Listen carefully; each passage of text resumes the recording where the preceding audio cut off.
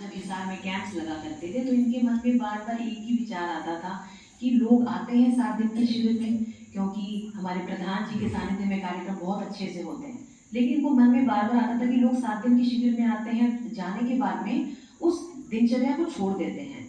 तो इनके मन में आज पिछले साल ये विचार मन में फूटा कि हम ऐसे कुछ क्रिया करें ताकि ये लगातार कार्यक्रम चलता रहे। तो प्रकृति की रसोई जो इन्होंने शुरुआत करी है, जिसमें आज 100 लोग जुड़ चुके हैं इनके हिसार में, उसका पहले इनका जो विचार इनके मन में फूटा। आइए सुनील जी के मुख से उनका अनुभव सुने, उनकी यात्रा को सुने। जैसा कि दीदी ने बताया इसमें मेरा कुछ नहीं है, सब राम जी का है, गुरु लोगों का है। मैं कहाँ इस लायक। मैं जब यहाँ जुड़ा तो उसके पीछे एक छोटा सा कारण था। कारण क्या था कि हिसार में मेरा एक प्रिंटिंग का छोटा सा काम है, प्रिंटिंग प्रेस का। तो डॉक्टर बनारसी दत्त शर्मा जो कि हमारे वहाँ बहुत पुराने अच्छे डॉक्टर हुए हैं, योगी जी उनके वहाँ जाया करते थे। और योगी जी को मैंने सिर्फ देखा इसी आश्रम में, लेकिन मेरी कभी उनसे बात नहीं हुई। अब बात नहीं हुई तो उससे पहले जो है, आश्रम आने से पहले अखिलेश जी का वहाँ सत्संग था हिसार में। तो वहाँ मेरे को मतलब किसी तरीके से मैं वहाँ गया। उसके पीछे भी एक डॉक्टर की गैर हाजिरी समझ लो। डॉक्टर साहब ने मुझे बुलाया वहाँ। तो क्यों बुलाया कि मैं इतना परेशान था, जैसे मौसम बदलता तो नाक में पानी, आंख में पानी। मेरा कंप्यूटर का काम था, अब कंप्यूटर पे काम नहीं हुआ। तो मैंने को एक ऑर्डर दिया हुआ था, अच्छा भारी ऑर्डर था, दिल्ली से मेरे को काम प्रिंट करवा के हिसाब देना था। तो काम नहीं हुआ तो पार्टी नेचुरल नाराज हुई, उसने गुस्सा किया। वो गुस्सा मैंने यूं का यूं जाके डॉक्टर वेद थे वहाँ, डॉक्टर बनारसी दत्त जी के सुपुत्र, तो उनके साथ मेरा बड़े भाई जैसा रिश्ता था। मैंने उनसे जो मेरे को वहाँ से मिली थी डांट, मैंने जाके उनको, क्या डॉक्टर साहब 50-40 रुपए लेते हो, कोई बढ़िया दवाई दो, 1000-2000 इकट्ठा ले लो यार, क्या है। वो समझे भाई आप तो जो है ना ये कुछ ज्यादा ही मुसीबत है। बोले अच्छा भी इसको इंजेक्शन लगाओ। पहले तो इंजेक्शन लगवा दिया, बिठा दिया। फिर मेरे को कहा अच्छा तू ऐसे करना, शाम को 5 बजे घर पे आना। तो घर पे आने से मतलब क्या समझा मैं, क्योंकि भाभी जी ने वहाँ घर पे अपने ये प्राकृतिक चिकित्सा का वो किया हुआ था। वहाँ कई बार मैं गया हूँ पहले भी, तो वो सब जो है वो कुंजर मेथी वगैरह सब, मैंने कहा ऐसे ही कुछ कराते होंगे। लेकिन मैं जब वहाँ गया तो अखिलेश जी का सत्संग था वहाँ, और संयोग से जुकाम से दम्मा की यात्रा का विषय उठ गया, जो कि मेरा ही विषय था। अब वो बार बार ये कहेंगे भोजन में शक्ति नहीं है, ये पैसों में ये नहीं है। अब बाकी सब चीजें कुछ भी समझ में नहीं आ रही हैं। सबसे बढ़िया चीज मुझे क्या लगी, आम सत्संग में जैसे हम जाते हैं तो भाई सत्संग हुआ, भजन कीर्तन हुआ, प्रसाद मिला, सब लोग अपने घर, हम अपने घर। अखिलेश जी ने वहां ये कहा कि भाई इस विषय में किसी को कुछ पूछना है तो, अब मैं तो भरा हुआ था कि ये बंदा चुप होए तो मैं पूछूं। मतलब ऐसे ऐसे बोल रहे हैं, ये चीज कोई भी चीज सच्ची नहीं लगी, बिल्कुल विश्वास नहीं। तो जैसे ही वो उन्होंने कहा, मैंने एक से बार दूसरा तीसरा, मतलब सवाल पे सवाल। अब उनको ये लगा कि ये इसका सवाल खत्म होने वाले नहीं है, और शायद टाइम भी कम था उनके पास। तो उन्होंने कहा देखो दो चीजें हैं, या तो आप इसको मान लो, और मानने के लिए प्रयोग करना पड़ेगा। अगर आप नहीं प्रयोग करना चाहते हो तो इसको झूठा साबित करो, उसके लिए भी प्रयोग करना पड़ेगा। अब दोनों हालत में प्रयोग तो करना है। ठीक है जी, प्रयोग करते हैं। अब मेरे को तो इनको झूठा साबित करना अपने विचार है। अब मैंने तो जो है इनको झूठा साबित करने के लिए प्रयोग शुरू कर दिया। और उसके बाद मेरे को पता ही नहीं लगा कि कब वो मेरी बीमारियां, उसके साथ एक दो बीमारी और भी थी छोटी छोटी, कहाँ चली गई कोई पता नहीं।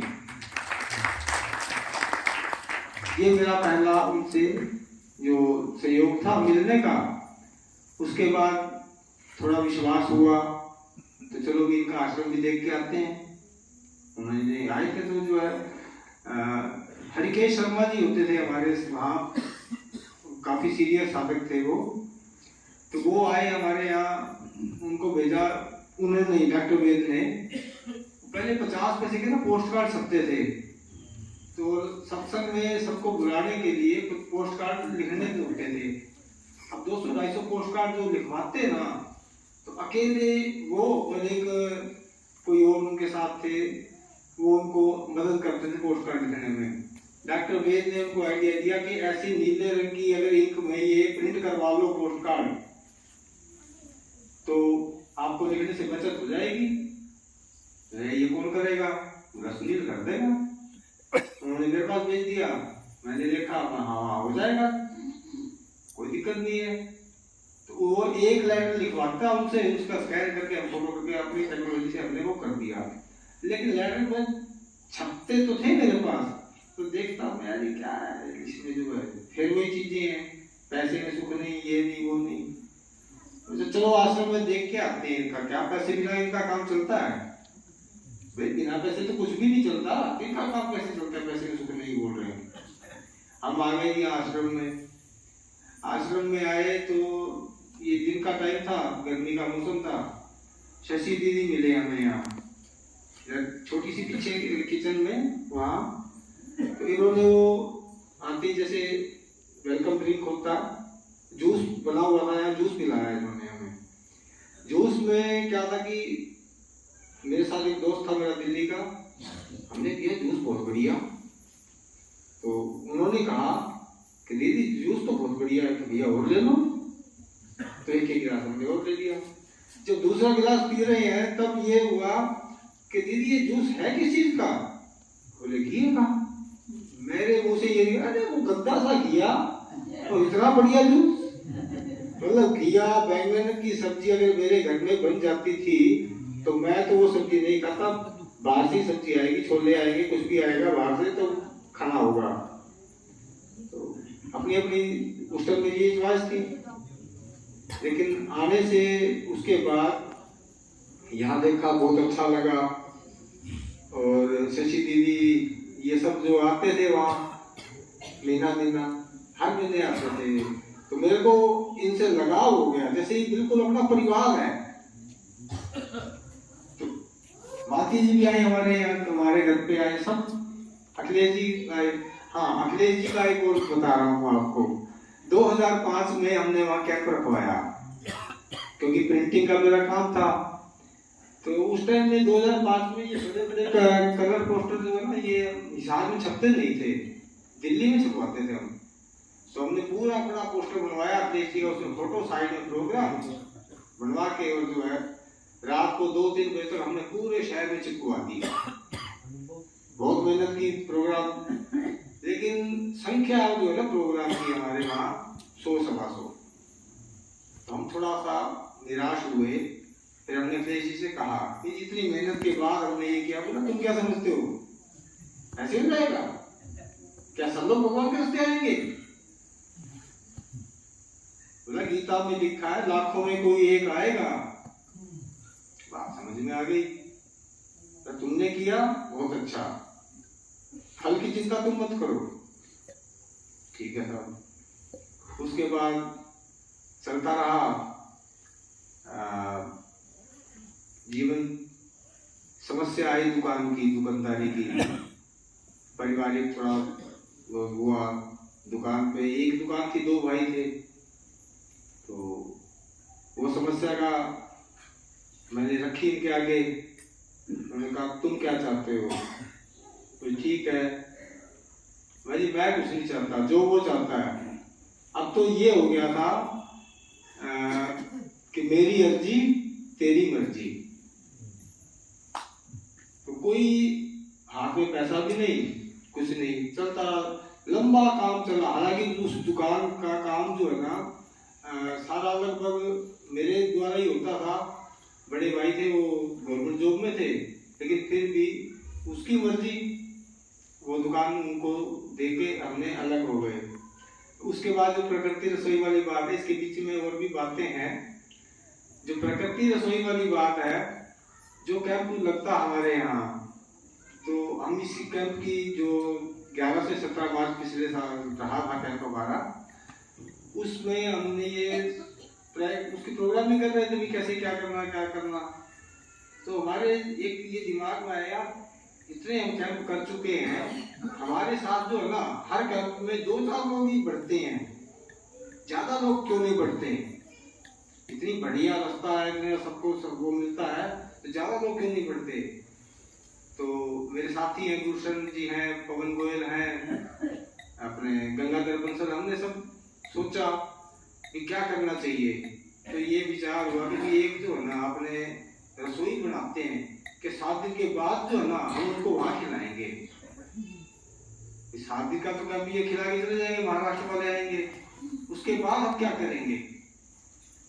तो ये प्लानिंग वैसे हमने पहले भी 1-2 बार सोची थी कैंप के दौरान, लेकिन नहीं थी परिस्थिति। इस बार क्या हुआ, वो परमात्मा ने हमें एक 50 गज का प्लाट जो दुकान छोड़ के हमें मिला, उसमें हमने बिल्डिंग बना दी। उसकी 1 मंजिल पे रसोई बना दी। उस पे हमने शुरू किया जूस का काम, प्रकृति की रसोई, किताब से ही नाम चुराया। जो हमारा नाम है, प्रकृति नाम क्या रखे, तो नाम तो है ना, प्रकृति की रसोई। तो वो प्रकृति की रसोई में हमने काम शुरू किया। पहले दिन हमारे आधी बाल्टी जूस बनाया हमने पहले दिन, उसमें से भी 2-3 गिलास बच गया। आज धीरे धीरे उसकी ये पोजीशन है। पिछले महीने हमने 100 मेंबर की पर्ची काटी। शुरू में हमने 3 महीने क्या किया, इसके कैसे सर्कुलेट करें, इसको कैसे इसके जो सदस्य बढ़ाएं, हम अपने साधना में कैसे लोगों को बढ़ाएं। तो जियो की स्कीम काम में आ गई, मतलब जियो वाले फ्री देते हैं, अपने भी फ्री दो। तो शुरू में हमने रखा फ्री में, 3 महीने में बिल्कुल फ्री। लेकिन कई लोग ये बोलते हैं कि भाई फ्री नहीं चाहिए, तो उसके लिए सुझाव ये हुआ कि एक गुल्लक रख दी जाए राम जी की, जिसको जो डालना भाई गुल्लक में डाल दो, नहीं जिसको फ्री मिलना है गुल्लक में डाल दो। अब वो फ्री ना होते हुए पहले बार जब हमारी महीने के बाद गुल्लक खोली हमने, तो 28,000 रुपए करीब उसमें थे। अब ये लोग कहें 3 महीने हो गए भी, अब तो कोई ना कोई जो है उसका फिक्स राशि रखो, कोई ना कोई फिक्स होना चाहिए अमाउंट।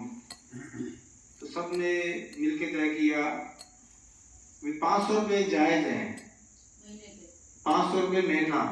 उसमें 11 बजे हम जूस देते हैं, 12 से 1 ध्यान की क्लास करते हैं, 1 बजे अंकुरित मूंग वगैरह और सलाद, फल जो भी हमारी चटनी होती है, क्योंकि वैसे तो लोग खाते नहीं है। चटनी को हम स्वादिष्ट बनाते हैं, जो कि डॉक्टर साहब ने सिखाई हमें। वो चटनी को हम बोलते हैं सब्जी, और सलाद को बोलते हैं रोटी। भैया ये रोटी सब्जी तुम्हारी यही है। फल दे रहे हैं साथ में, स्वीट डिश। तो राम जी की कृपा से बहुत बढ़िया चल रहा है। पिछले महीने 100 की थी, इस बार हम जब आए हैं 87 पर्ची मैं काट के आया हूँ। हमारे आने के बाद भी वहाँ रसोई चल रही है, अभी भी आज के दिन भी चल रही है।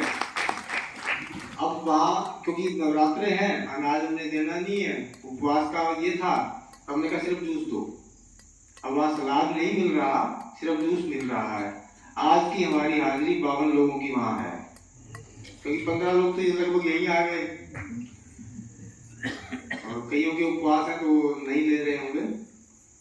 इसके बीच क्या हुआ, परमात्मा जहाँ काम करता है उसकी प्लानिंग क्या होती है वो हम सोच नहीं सकते। बेटी की शादी थी, तो हमने सोचा भी कुछ अब इतना नहीं है हमारे पास कि थोड़ा बहुत मैं चल रहा हूँ, भाई साहब है वो फाइनेंसर है हमारे, कि जी कुछ चाहिएगा 4-5 लाख रुपये कम पड़ेंगे। बोले तो चिंता मत कर, ठीक है जी भाई, उन्होंने कहते चिंता मत कर, करो।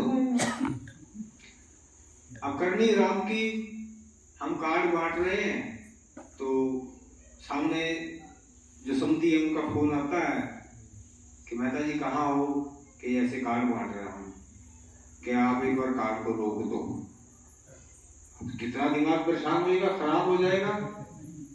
मतलब शादी का माहौल है और कार्ड बांट दो। और उस शादी की खुशी डबल इसलिए थी कि शादी से एक दिन पहले हमारे यहाँ जो कैंप लग रहा था, कैंप खत्म होना था, अगले दिन शादी थी। मैं तो कहता हमारे यहाँ तो 2-2 बराते हैं भाई।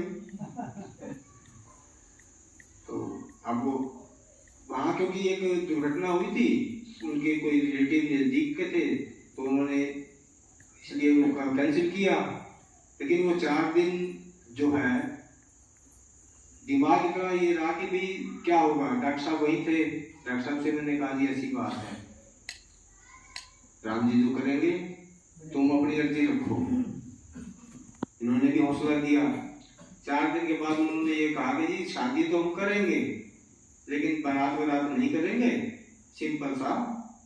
तो जितनी सब बुकिंग थी पहले और काम बढ़ गया। जिनको तो कार्ड दे चुके हैं, अब कार्ड तो पहले हमने बाहर दूर के बांटे, भी लोगों तो फिर भी दे देंगे। अब जिनको कार्ड दे चुके हैं वो सब भी कैंसिल, उनको वापस फोन करो, जितनी बुकिंग है वो करो, अब नई बुकिंग करो, नई बुकिंग करो क्योंकि छोटा प्रोग्राम है। डॉक्टर साहब वहीं से कृपा हुई और वो शादी में जो हम सोच रहे 4-5 लाख का लोन लेना पड़ेगा, 4-5 लाख रुपए बच गए।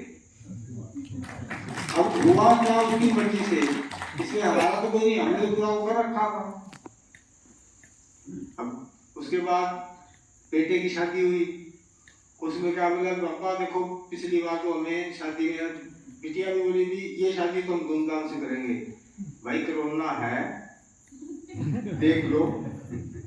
राम जी ने कोरोना के बाद पहले 50 लोगों की छूट हुई, 200 की। हमारी शादी आते आते बोले फुल्ली छूट है, 200-250 लोग आ सकते हैं। तो बड़े बढ़िया तरीके से उसकी शादी की हमने। और उसके बाद थोड़े दिन बाद कोरोना 2 आ गया था दोबारा, और फिर वापस लिमिटेशन हो गई। वो बच्चे खुश, करने वाला वो राम जी है, हमारा उसमें कोई रोल नहीं है।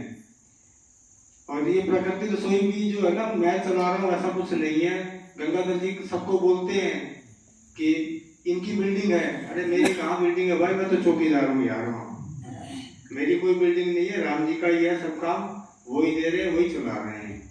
वो कब चाबी खींच दें उसकी मर्जी है। साधना के विषय में, हाँ, दशांश के विषय में मैं आपको एक मजेदार बात बताता हूँ।